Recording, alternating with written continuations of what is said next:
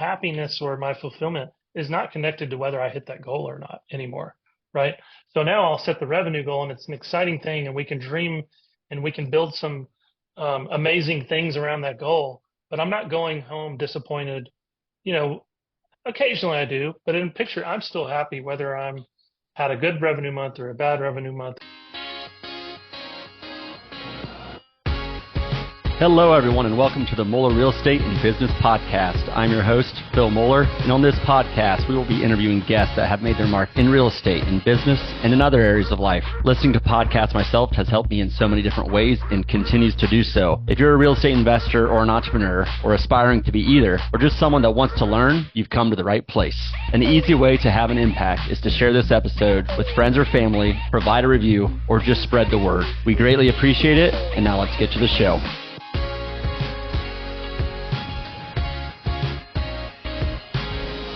Hello, everyone, and welcome to this week's episode of the Moeller Real Estate and Business Podcast. Very excited for this week's guest, Mr. Matt Anderson, hailing from Nashville, Tennessee. Matt, how you doing, man?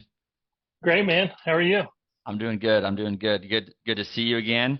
For our listeners, Matt is attorney by trade, has Anderson Law or Anderson Legal, background in the legal field, and has a business there, but also a real estate investor, family man, helps coach and mentor a lot of people as well. But just a great dude. We've met a couple times, Matt, and really have always enjoyed our conversation. So excited to bring your wisdom to our listeners. So why don't we start right there and tell us how did you get to where you are today? Yeah, man. So all over the place as far as my background goes. I grew up in Columbia, Tennessee, relatively small town. I didn't really know anybody with money or know anybody else that was a lawyer or professional. And I kind of found my way into college, didn't know what to do. And I really just went to law school, basically, because I figured that it was a profession I could figure something out from. I had no plan, basically. Got into law school, and during law school, I caught the real estate bug, just became obsessed with it. Started reading real estate books, starting listening to real estate podcasts.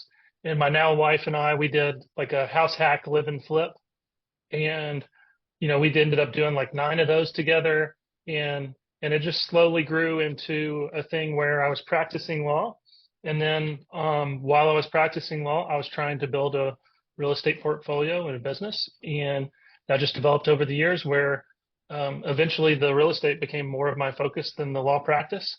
And along the way, I did all kinds of entrepreneurial adventures that had mixed outcomes, like starting a property management company, starting a title company, and different things like that. And now sitting here today, we got about 275 doors in Tennessee of multifamily and small multifamily, and we've got some office buildings, and real estate's our main focus. But then I'm trying to figure out how to do this law firm thing without it, with it being mostly passive, or as passive as I can make it. So I want to kind of, I think you have a great perspective probably, and maybe you're still working through it, on building a business that probably generates a good income and cash flow, but trying to do that passively, and then I want to compare, how do you compare that to real estate, and maybe how passive can each of them be? Because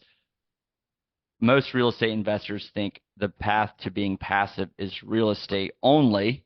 And I think real estate, of course, is a phenomenal vehicle to provide the option to be passive. But I don't want people to think it's the only way. So how would you compare the two as far as the ability to be passive in your legal business versus real estate? Yeah, and so like on the front end, I'll say I've been much more successful in figuring out how to scale and do real estate in a more passive way than I have in business so far. And I think most of that is probably skill set and mindset, right? Because when I got into real estate, the whole idea for me getting into real estate was to use it to create time freedom, right? Whereas getting into business or becoming a lawyer, I didn't have that philosophy or mentality to start with. Yep. So, and then skill set wise, the other thing is I'm really good at finding deals and doing creative deal structures and leveraging people and seller financing and things like that to create a portfolio and a structure that's more passive for me.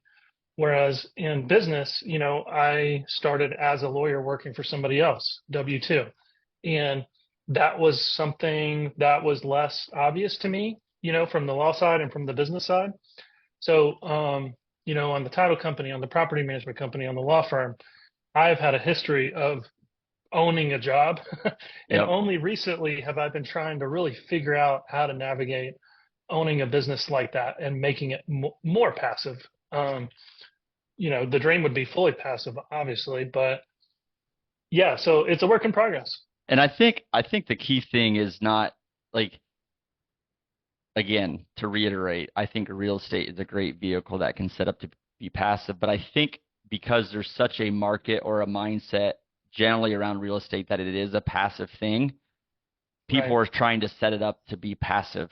When people are starting a law firm, they're not thinking right away when they're just starting, how am I going to be passive in this business? That's not their mindset at all. So I think the point is, whatever the business is, law firm, property management, title company, service company, whatever you name it, I think the earlier you have the mindset, not of being passive, but of whatever you want that business to be and structured long term. So if long term I want it to be passive, set it up right away to be passive. Long term, if I want it to be active because I want to have this impact or grow it or make a bazillion dollars, whatever it is, like know what you want when you start and structure the business around it. So again, I think real estate does have benefits, but your mindset when you start is going to determine probably what it looks like in year 5, year 10.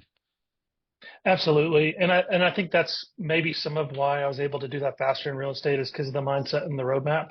You know, like I didn't really have a clear roadmap to how to build these other businesses I've done or what the outcome could look like. Whereas with real estate, thanks to Bigger Pockets and, podcasts like this, I got to learn from people who were building these portfolios and and able to do it in a semi-passive way, right? So like right now with my business, I'm trying to decide when do I find the person that replaces me or most of what I'm doing. Yep. Um, and that's a situation that I kind of I wasn't even really thinking about for a long time on this business or the other businesses I've owned.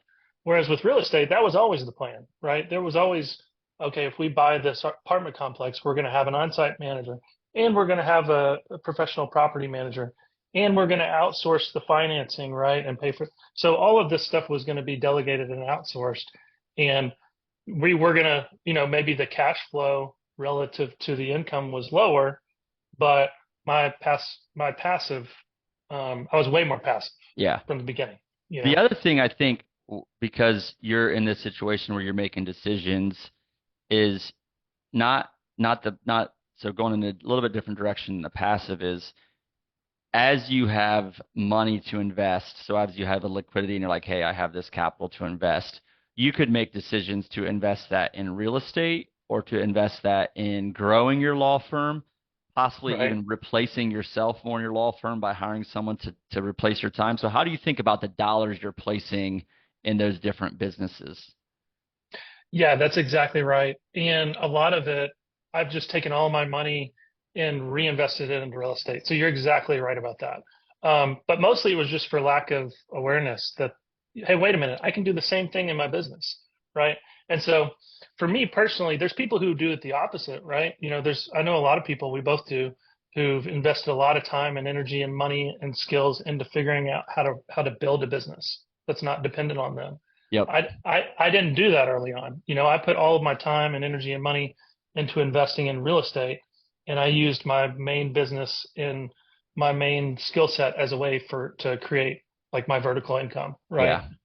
So Um, now I'm trying to figure out if I can do both at the same time now. We'll see right. how it goes. Yeah, and I think like when people think investment dollars too, I think it's okay. Do I need to, and like if you're passionate about a business and you can grow that business and you can invest in the business, assets for the business, people for the business that are going to compound it, like you should really, really think about that before real estate.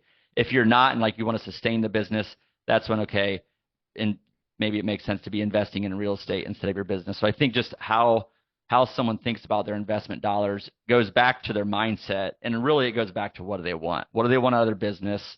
What are their goals out of real estate? What are they trying to get out of it? And then that will help you place the dollars. And I guess the big thing is whatever you want, like investing in yourself and what you're going to do, I think makes a lot of sense too. So, um, You mentioned earlier a little bit, and I want to talk, just spend some time on it because I think you have an interesting perspective on.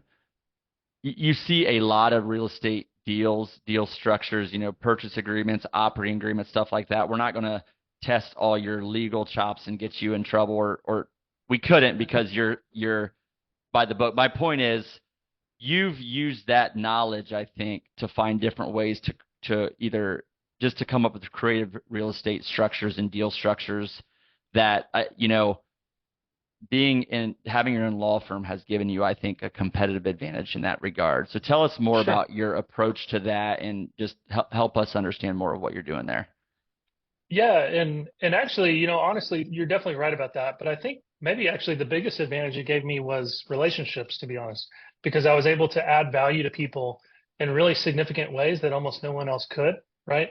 So I found a lot of partners in previous clients or people who I've just helped for free navigate a tricky situation. But then you're definitely right that it's given me advantage on what I mean, it's given me a huge advantage on structuring deals and papering them up, obviously, right? And for papering partnerships and things of that nature.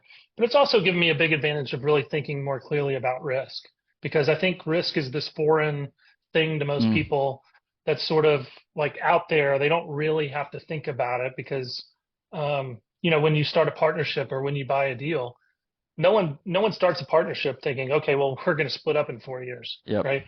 Everybody thinks, okay, we're going to make a bunch of money and you're going to do this part and I'm going to do this part and it's going to be great. And so getting to see all these lawsuits and partnerships that have gone bad and people going to court and they don't have a contract or they have a contract that's really poorly drafted and how that all plays out. I think it really helped me to be able to um, assess the risk of situations and partnerships and deals and protect myself from those and maybe even most importantly, just say no to a lot of things. Yeah. Well, so a couple of different directions. First, on the risk thing, I've said this before, but like I encourage people to take action and have the courage to go do new things, but I also encourage them to size up the worst case scenario and understand the risk, Yep. and then also know that a lot of times the best case scenario you might not be able to understand what that is because buying one house, the best case scenario isn't that house, it's learning how to invest in a house, and you might grow that to a portfolio of 50. But when I say Right. that, I say it knowing that maybe people don't have as good of an or they don't have as good an understanding of the risk that they might get into in a partnership or in a deal that you might. So I mean, partnerships going bad, like what are some big things that just big mistakes that people make? Um, Partnership, real estate, whatever it might be. Yeah, well, yeah, I mean, when it comes to partnerships, the number one mistake that people make is partnering with people who don't have integrity, character, share values. That's probably the number one. Because Love the reason that's such a big problem is because it doesn't matter what else goes right, it's still going to be a problem, right? And you can get away with that for a little bit, some deals go well, but eventually that's going to come back to bite you. So that's probably the number one thing, and that's why I don't have very many people I've partnered with. And the occasion that I'll step out on a limb and enter into a partnership with someone that I don't know super, super well, it's because I'm willing to accept, like you're talking about, accept that worst case scenario. You know what? If that deal goes completely bad, I can live with it, it. Yep. basically. So that's the biggest thing. And then the second thing is just really thinking through alignment, I would say, and incentives and and then exit strategies. So I'd say alignment and incentives and exit strategies.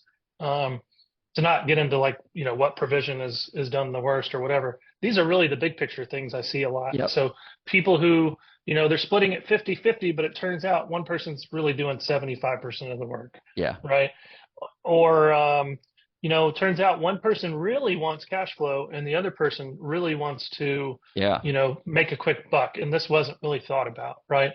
Um, And those and can be two good people that want different things, for right? It's sure, not like for it's two sure, bad people. Like partnerships go bad not because it's two bad people or even one bad person. Partnerships can go bad absolutely, because there's just a lack of alignment on what they want, their goals, their core values, things like that. absolutely. Um, So so the other thing you said that I want to tie, you talked about the relationships you have and how that has been a key advantage. And I think, not everyone's in the has a law firm or has connections like you do in that regard, but people do have connections, or they have sources of income, jobs, whatever it might be, where there's access to people possibly, or the potential to create connections. I think what you've been able to do is build trust from them because they had a chance to work with you. They see you're responsive. They see you know what you're talking about, right? They learn your core values, but also through that year, 2, 3 working with them, you can assess them or look back if they ask about a partnership. You can say, okay, my track record with this group is good or not good. But my point is, whatever people are doing outside of real estate, there's a lot of different opportunities to connect with people and build relationships that can lead to a money partner or someone that can find deals for you or whatever it might be. So I guess what guidance would you be on, like, was your approach that really just you were supporting them from a legal perspective and it came up, or was there more strategy than that? Yeah, I mean, so I think the reason I've been able to build so many valuable relationships is mostly two things. Number one, I'm very interested and passionate about real estate, so I'm not faking it, right? Like when I go, and that led me to dedicate a bunch of time, right? I was working, I'd wake up at 5 a.m., I'd drive to the firm I was working at, getting started, and I'd drive back home, and then at 6 p.m., I'd go to the rent event, and I'd go around and I'd talk to people, and people wanted to understand whatever I could help them with, I would talk to them for free, try to help everybody, right? So that's one thing, is that passion. And then that segued to the second reason, which is just genuinely try to help as many people as I can and add value where I can. And I've not always been perfect about that, right? Like I can be pretty selfish sometimes, but in general, what I've tried to do is I've tried to help add value to as many people as I can. And that can help you build relationships really quickly. Yeah, I love it. And like, I mean, the book The Go Giver comes to mind. Like, just serve others, Mhm. and don't just do it because it's the right thing to do, but long term, that's going to ultimately add value back to you. And And you're being humble when you said you can be selfish sometimes because you're a great guy. So I don't know if I oh, believe that or not. Oh, I can well talk to my wife. She'll verify this for sure. But um, but even now, like so, obviously you have to protect your time, right? So that at some point you've got to draw lines and say no to things and say no to people, right? But even now, when people call my firm and it's something where we have to accept an upfront retainer. Well, the first thing I'm going to do when they call our law firm, for example, is I'm going to figure out, can we help them, right? If they pay us money, do I feel strongly that we're going to be able to help them and give them a return on that? And if we can't, we say, look, we think you should go down the street, or we think you should, we advise them to do something that's not paying us a dollar, right? yeah. So that's always been our approach. And my approach is like, I'm going to try to help you. And if that leads to you helping me or helping my business, that's great. But that's not the first priority. And I'm guessing it creates the willingness for people to reach out, which again, you got to be protective of your time, but also that's building your potential client base. It's building it up big time because people aren't saying, man, if I just ask Matt a question, they're going to charge me. It's no, if I ask Matt a question, he's going to tell me, is he the best person to help you out or not? So it's just a great way for people to trust you Exactly. and come to you. You talked about protecting your time. You know, and you just I think rattled off 4 different businesses, probably more entities than that because I'm sure within real estate there's different entities and Yeah. stuff, but property management, title company, law firm, a lot of different real estate, We had a real family. estate brokerage too, I forgot to mention. So yeah, we were up to like 12 or 13 entities. One of the things I've been doing the last few years is trying to get more focused. So we've whittled a few of those down by mergers or shutting things down. But yeah, too What many things at once. well, I want to so where I was going to go, but I want to come to the focus. I want to talk about focus, and then I want to talk about how you balance really being a true entrepreneur because of all these things you're doing with family life too. But let's for a second, what led to wanting to have more focus, and how did you decide what to focus on? Yeah, so two things led to focus, I would say.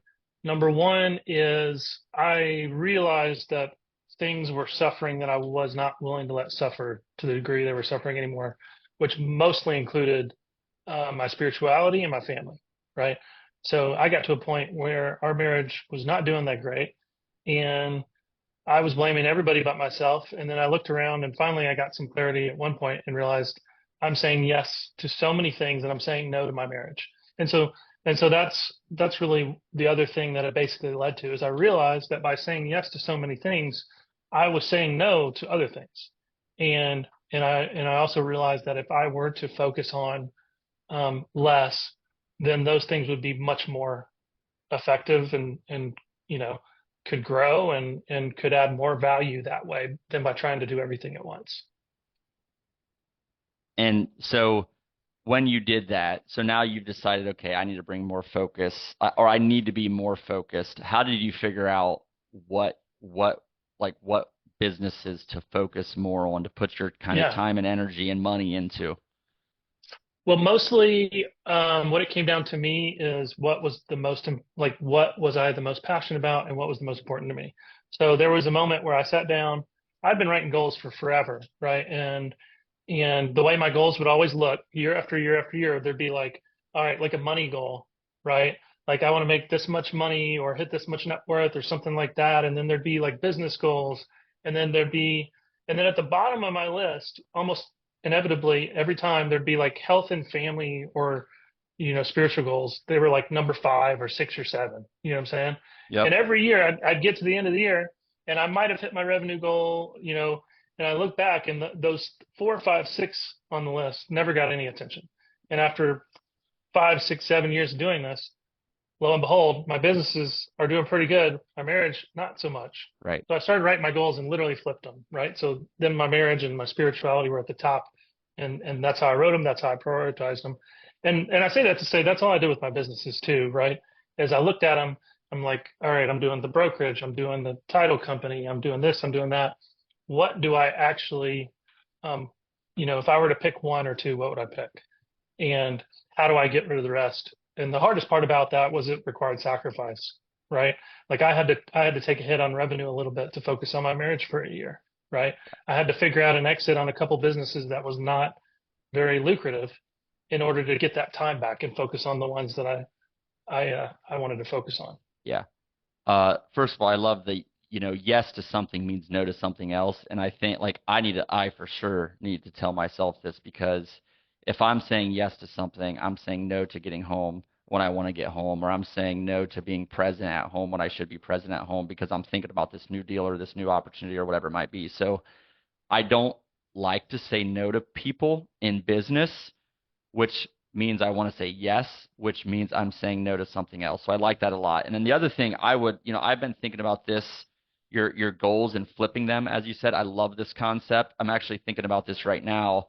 If you would ask somebody what are your life priorities? A lot of people would say faith, family, finance, fitness, and probably in that order Right. is what they would say. But Right. since you're listening to this podcast and since you're on this podcast and you talk about it, that means we like to educate ourselves, right? So we're educating ourselves on things. We're also, like I encourage people to network and associate with others around their goals and what they want. My challenge to people is the education. So the books you're reading, the podcasts you're listening to, are those like what percentage of those are on business versus faith, family, finance, fitness, like in that order? Like, are you listening? Am I listening to a family podcast or a business podcast? Am I listening to a faith podcast or a business podcast? Please keep listening to ours. But my point is, we say our priorities, but we don't live our priorities. So just taking like there's almost a scorecard we should be thinking about to really measure ourselves. And I don't know if you had a formal process for that, but you certainly recognize, I think you thought those were your priorities, but you felt like you weren't living them, and you came to that realization at that time.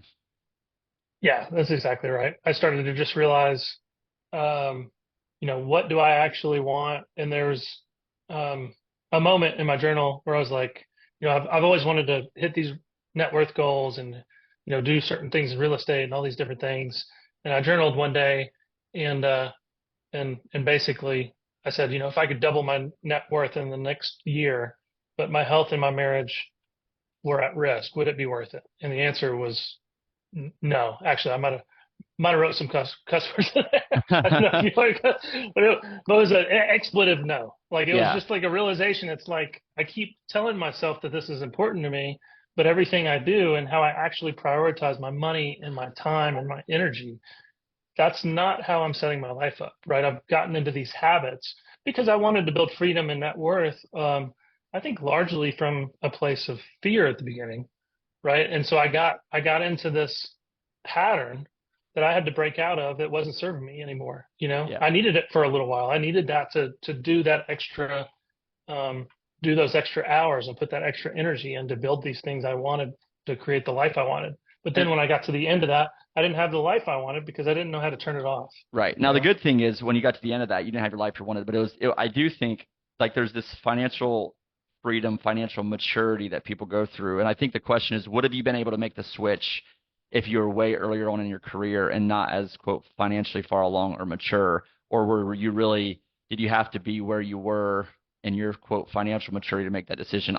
For me, I'd like to think Yeah. I could have done it earlier, but I don't know. Like, I don't know. I think there's just this process, and really it's around mindset and your expectations. But it's easy, I think, to say like, yes, we would have made that switch earlier.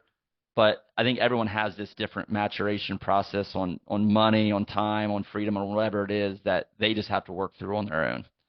Yeah. I was listening to the podcast the other day, and the guy was on there and he's like, I'm a multimillionaire and I'm not happy. And the host said, well, congratulations. He's like, you figured out that money doesn't buy you happiness. Yeah, right. Now it's time Exactly.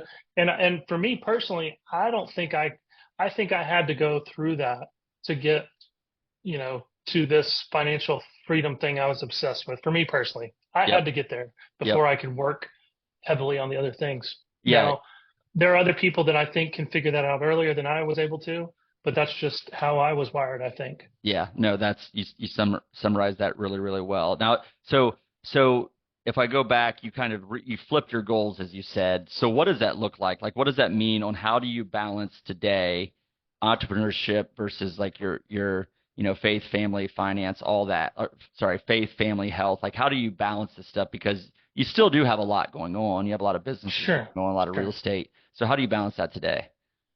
Well, I mean, the reality of it is it's this constant struggle. And I think as soon as we pretend, I got to a point where I thought that if I got this next thing or if I got this financial freedom, then life would not be a struggle anymore.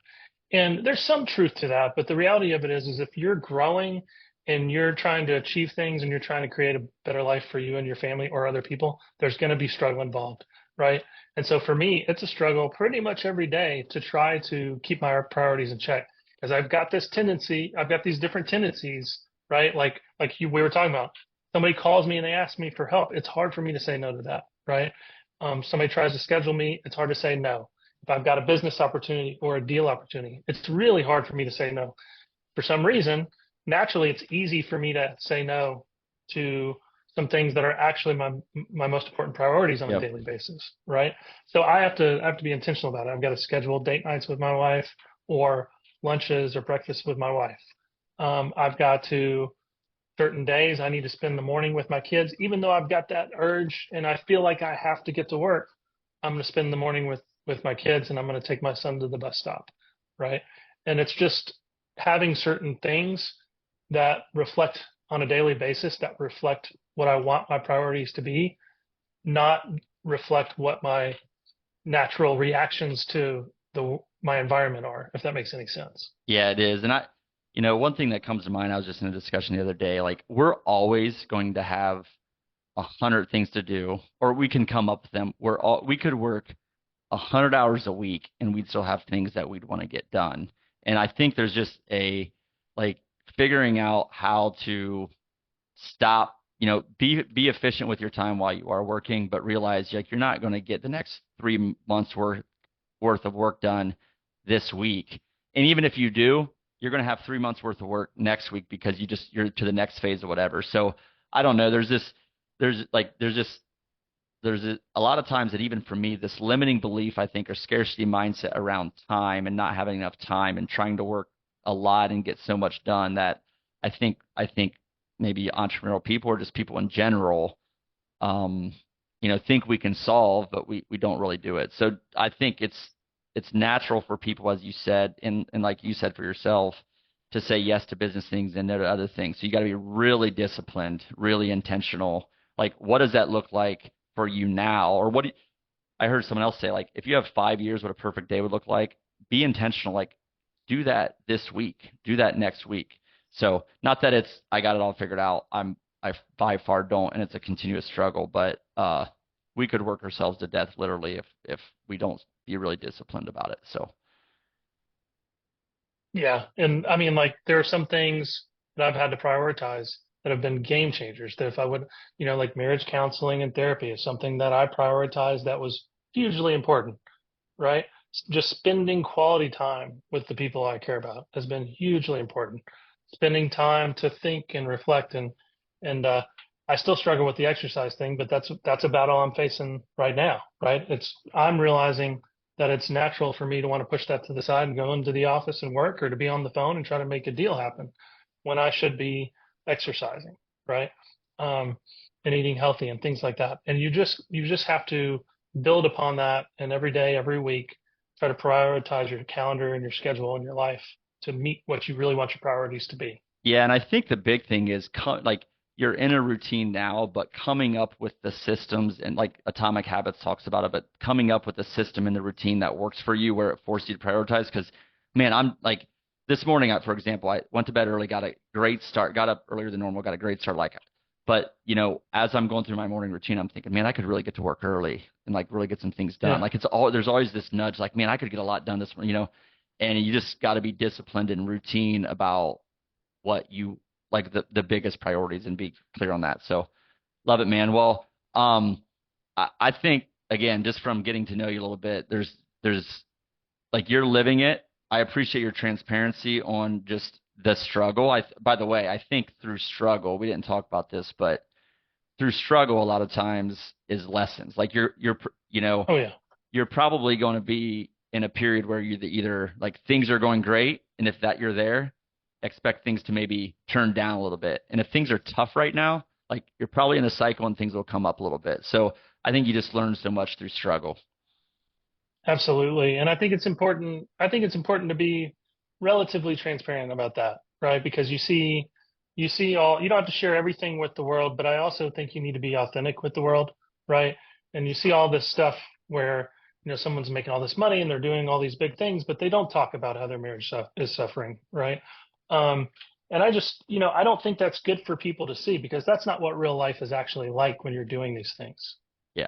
So first, I just wrote two things I love is like there's the mindset around struggle. I think just to cap that is that expect struggle and know that you're growing through struggle. But then like if you're authentic and transparent about things you're struggling with, first of all, the hardest thing to do is say it the first time. But once you say it and it's out there, the world knows like all the pressure's off you. Now the world knows. Like I don't have to hide this. Like yes, I'm struggling in this area and the whole world knows it. Therefore, I don't have to worry about what people think anymore because people know about it. So just I don't think we've talked about that at all, but being authentic, transparent, open about your struggles. By the way, not only is it going to help you, it's going to help somebody that is also struggling with the same thing. Hmm. Like you're going to talk about it, and someone's like, "I'm so thanks so much for talking about that because I've been hiding this. I've been working on this, but hiding this for years, and I finally have someone to talk to about." So I love that. Just love that concept. All right, I want to switch gears a little bit to, you started a lot of businesses. You made a lot of like just moves and shifts. Like how has your how has your mindset from when you started to now, like how has your mindset shifted over time, whether that's in general or some specific things that shifted your mindset? Yeah, I mean, the one of the things that I'm still working through in certain areas is thinking I had to do everything myself was a huge one. Um, and I've always been big in the leverage, but really understanding how to leverage people has been huge. I figured out pretty early, and actually what got me into real estate, honestly, was the leverage concept because I was trying to figure out how to get financial freedom, make some money in a short amount of time, and I realized, wow, with real estate, I can really get some tremendous leverage. And then I figured out was, seller financing and creative deal structuring and partnerships, crazy leverage. But Yep. what I didn't understand on the business side very well was the people leverage. Yep. And now a lot of my time, I'm learning how my time is most valuably spent in my businesses inspiring other people how to grow and learn and become leaders themselves, right? Like teaching other people how to lead and how to grow is some of the most valuable time I spent. Yeah. I I love So, that. And I mean, I work, I'm not claiming anything on leadership, but I worked on it, studied like leadership and inspiring people, training people. Yeah, it creates opportunities to leverage them. And don't think of that like as a negative, right? There's people that no, want to do those roles, that want to do those jobs, that want to, be on your team. That's not everyone wants to be an entrepreneur, and there's a lot of risk with entrepreneurship, but that's just not their personality. So don't think of that as a negative either. But developing your interpersonal and leadership skills, I think, to grow your business and leverage, to scale your business, if that's what you want to do, I think is so important. What were some of the biggest, or you know, big fears along the way? you know, and this kind of leads to one of the other answers to the last question. I think I had this big fear that it was never going to be enough, like, which maybe I don't know how to describe this, but it's kind of like an obsession with some sort of outcome all the time, right? Like, and I think, maybe it was a fear of not being enough, right? Or not being able to be successful, or this fear of like falling off and having this moment of humiliation, right? Like, look, you know, he was out there trying to do it and he was unsuccessful, and let's, everybody look at this. But I've kind of started to develop this mindset of like journey, not the destination sort of Yep. mindset, Yep. where I set these goals now. For the first time, I used to be obsessed with my goals, which was good and bad, but I think mostly bad. Now I set a goal, whether it be a revenue goal or whatever it is, and it's exciting. I believe I can accomplish it and I strive towards it, but I'm not holding on tightly to it, right? Like my happiness or my fulfillment is not connected to whether I hit that goal or not anymore, right? So now I'll set the revenue goal and it's an exciting thing and we can dream and we can build some amazing things around that goal, but I'm not going home disappointed. You know, occasionally I do, but in picture, I'm still happy whether I'm had a good revenue month or a bad revenue month, or whether I exceed the goal or whether I miss it. Yep. Um, so it's just I guess it's a contentment thing. It's not a fear of not being able to have a life worth living if I don't achieve or hit certain things, I guess. Yeah, no, I like that. And I think contentment is such a difficult word because contentment doesn't mean I'm not trying to do new things or not trying to grow. But I think what you're saying is you're content with whatever the outcome is as you're trying to do Right. those things. Like no matter, I'm trying to learn, I'm trying to grow, I'm trying to get better, but I'm content with whatever the outcome is because my identity isn't tied to the outcome. My identity is tied to what, like the process I'm taking, the what I'm doing, not the results I get. So, um, yeah, the content's just, it's a hard, it can be, I think it can be misinterpreted. Content, a lot of people think content means I'm just not going to do anything. I'm just content and I'm not going to change anything. No, to me, it's don't get obsessed in the outcome. Be content with whatever the outcome if you put in the work at whatever your priorities are. Yeah, exactly. And for me, I actually had to struggle through, I got to what I considered was financial freedom. And then I tried the whole, well, I'm not going to do very much thing. And that did not work very well for me. I wasn't very happy or content. So like, that's the Correct. ironic thing. And so then I overcorrected. And so now I'm trying to find this happy balance where I've got things that I'm doing, but I'm passionate about. I'm trying to do more of what I love and what I want to do, less of what I don't want to do, but be content in the meantime, Yeah, I think just a with warning wherever things take me. I think a warning to everyone that's pursuing like financial independence, and especially to those of you that get there, that probably means you're pretty motivated and you take a lot of action, which means you're going to enjoy the beach for about a week and then you're going to be like, okay, what am I going to do next? So warnings, warning shot fired. If you just really step back and reflect at all this, Matt, if you look at, you Yeah. know, your, not, I don't want to make this a professional question, but I want to make it a, how your professional decisions have impacted your whole life, as you talked about, but take this where you want. If you step back and reflect, like how does what you've done, what you're doing, how does it make you feel? Hmm. How does it make me feel? It makes me feel like we're all here to just try to become the best version of ourselves and make other people do the same thing. And so that leads me to believe that at the end of the day, it's all about other people, right? And so it's a constant journey of self-actualization, understanding yourself better, how you relate to the people who are closest to you and how you're impacting those people around you. And so I've done a really bad job of that sometimes. I've done a really amazing job of that sometimes. But I think, how does it make me feel? It makes me feel like every day I'm trying to get better and I'm bringing people up with me. So I feel pretty good about it. I love it, man. That is an awesome answer. Um, what would you say has been like a key factor to your success and fulfillment? My wife has been huge. She's been incredibly supportive. We share values together. We share our goals together, our struggles, and she's very instrumental in everything I do. Um, and I'd say the other thing is what I mentioned earlier is somehow I caught on to this idea of adding value to other people. I think I don't know the quote, but Zig Ziglar has the quote about, if you help other people get what you get, you probably know the quote. You're Yeah, shaking your head. I'm familiar with it and I'm trying But to like remember the exact words, but it's good. But, but the point is, I really have realized that mostly on accident, that it's like the more people I help achieve their goals and their outcomes and just move them forward in a positive direction and help them how I can, the more I grow and the farther I go. Yeah, So, man, I love that. Love that. Um, what has been the most impactful book that you have read? um, that is a good question. I read a lot that's a hard question for me because I read a lot of books. Most recently, the Ruthless Elimination of Hurry that's on your wall right there has been Yeah, huge for me. And it kind of, maybe some of the things I've described about my yeah, struggle explains that. correct. Because I realized that, I realized I don't want to become a billionaire who's miserable. I'd Right. rather, I'd rather be broke and enjoy the journey than be rich and not enjoy the journey. Yep. And so that's been huge for me. How to Win Friends and Influence People, Think and Grow Rich. Those were really, Rich Dad Poor Dad. Those were huge for me when I was a teenager Yep. and got me onto this financial path. Yeah. And then recently, business book that's probably had the most impact is 10x is easier than 2x. Oh Has man. been a big one for me. It really flipped my thinking on a lot of things. And I just was reviewing my notes from that. So people hear that title and it's like, oh, 10x, like, but it's not the summary of that. Because some others, first of all, you reference a lot of phenomenal books and some classics in there. Like, every one of those books is great.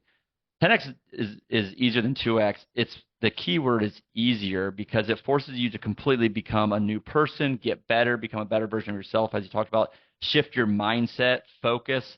Like it's not, hey, go big. It's actually the opposite of that. It's be a little bit different in your approach. So I don't know if the title like it could scare people off or not, but Yeah. it's absolutely fantastic. Well, and how it relates to my life is it's like, a lot of life is a grind, right? Like you're trying to get a little bit better at something or just like get things up a little bit of percentage. And I think there are moments in your life where you reinvent yourself. And Yeah, that's really where you can see tremendous gains. And I think that's part of the point of 10x is easier than 2x is like changing the way you're thinking about your problems in your business and your life. Like right. what if this was 10x, what would it look like? And it just changes your thought process a lot for Exactly. me. So much of it starts with mindset. So I love that. Look, Matt, this has been awesome. I really, really appreciate coming on. So much value. I mean, just real estate, deal structure, your thought process of serving and helping others and how those relationships and building trust has led to business for you. Kind of the lifestyle, thought process, and design, and flipping your goals. That was a great segment on that I loved. So I just really, really appreciate it. How can people find out more about you, Matt? Yeah, just find me on Facebook or Instagram or whatever, or go to our website of andersonlegaltn.com. Just Matt Anderson. Look for me, you'll find me. Awesome, Matt. Thanks so much, man. I appreciate it. All right, thanks, man. For the Muller Real Estate and Business Podcast, signing off. Thank you for listening to the Muller Real Estate and Business Podcast. We hope you found today's episode helpful. If you know current or aspiring investors or entrepreneurs or anyone that would benefit from today's episode, we appreciate you sharing it with them, or better yet, providing us a 5-star review. To learn more about Muller Real Estate, visit our website at www.mullerre.com. You can also sign up for our newsletter or local events via our website. In closing, I encourage you to be purposeful in all areas of life, educate yourself, network with others that have been successful, take action, and lead. Thank you.